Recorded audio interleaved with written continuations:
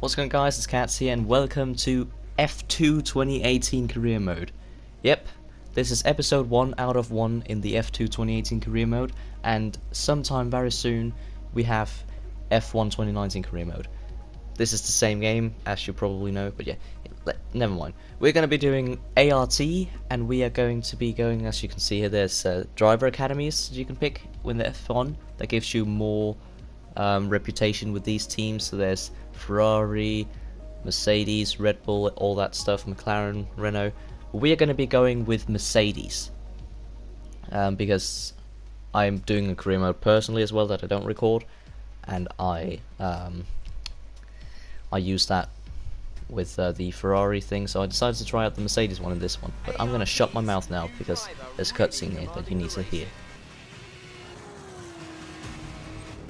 Devon Butler still ruthlessly giving chase. These two have been really scrapping it out for the early wins in the championship.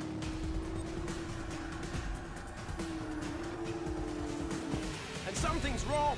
Butler sees his chance. Some kind of mechanical failure. Picking up speed again. It's unclear what the issue was. Can they still finish this race? Hopefully so, but yeah, here we are getting ready to drive the F2 car. The ART car, which if you didn't know, is my favourite Formula 2 car. It's my favourite Formula 2 team. I also do like the Trident one, but ART is the best. Here we are, it's lights out, I guess. We're here just in front of our teammate Lucas Weber here.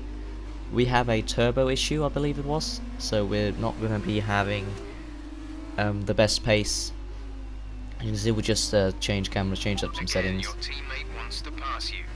I know you don't want to drop a position, but without your turbo, he's the best one to challenge for points further up the field. If you hold this up, you could be denying the team points. Okay. So Jeff tells me to let Weber pass, which I do by pulling off to the side as he has DRS, and I don't go for any move here. It might look like it, but that's because I was having some issues with my brakes, and these F2 cars don't have very good brakes either, so yeah. Just those two mixing together is not really good. I have fixed the braking issue though, so you shouldn't see too much of that in the F1 part of the career mode. Lucas Weber gets fastest lap, as he also said thanks over the radio, which you probably didn't hear because I was talking over it. We have the final lap. Devon Butler, who is our rival, driving for Dams, wins the race as Lucas Weber finishes the line with fastest lap, P5, and we go P6. So we only really lost one position since we took control over the car, which I'd say is pretty good. But yeah, now we have an issue.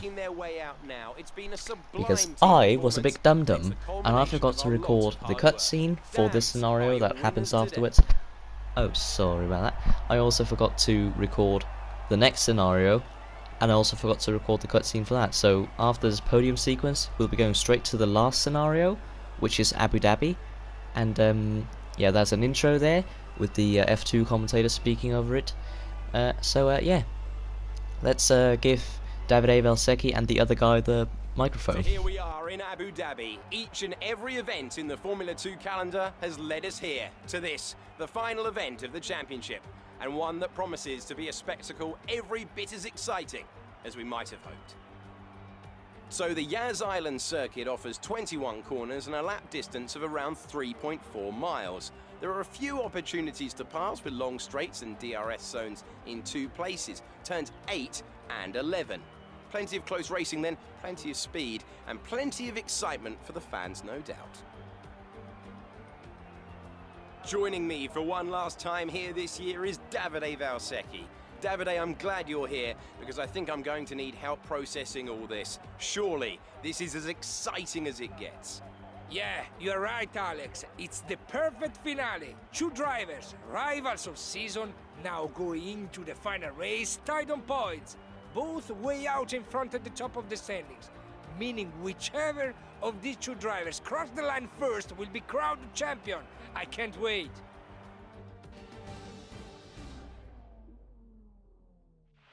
Okay, this is it. Last race of the season. All you have to do is finish in the points ahead of Devon, and the next time we see each other, you'll be the F2 World Champion. No pressure then. Good luck. Yep, definitely no pressure, Jeff. Thanks for the good luck, and here we are, ready for the start. I see we start P8, so I'm guessing we won the feature race, because that's how reverse grids work. It's lights out and away we go! These cars have an awful start. I mean, yeah, the AI definitely had a better start than me, but still, it's not good. We just get past Lucas Weber after a little bit of contact. We have a pretty good start. We're up into 5th already, but Devin Butler is up ahead of us, and he's the person we need to beat. His teammate here, Alexander Albon, not really holding us up too much. We just overtake him. That's not really a corner I would normally go for an overtake, but I was really desperate here. Coming into this very sharp corner here, again, my own problems with the brakes and then the F2 brakes mixing together makes something like that. You go back on, not back on, lap 4 here. We're still giving chase to Devin Butler. Another mistake here. I'm really not good with these cars at all. They have way less downforce than I expect them to do, and again, the brakes on these cars are not F1 brakes. Albon goes for a move on the outside. He's actually still there, which I didn't see at the time, so I have to cut over the grass there. I left him no space, but now coming onto this straight once again into the chicane here. I was getting a little bit desperate here, so I try to squeeze him off, but there's a huge mistake here, and that is into the wall, and out we go. So yeah, that's us now with only 3 wheels attached to the car, and Devin Butler, world champion.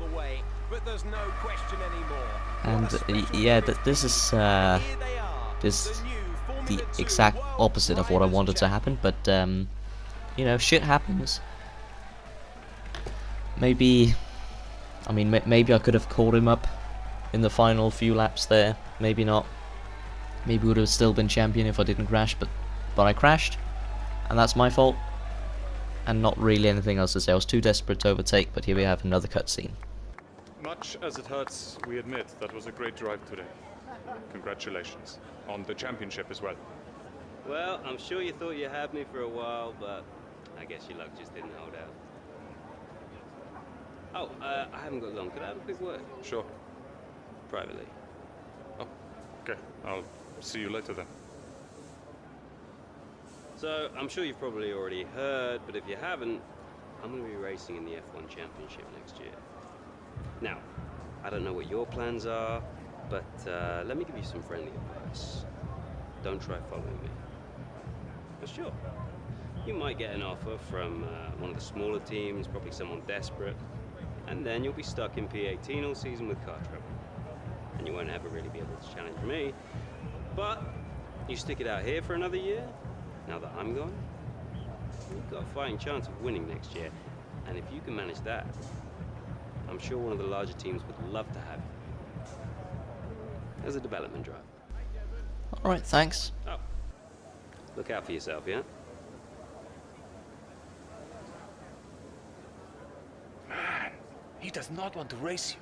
Stay in F2? Ridiculous. I was listening to the whole thing.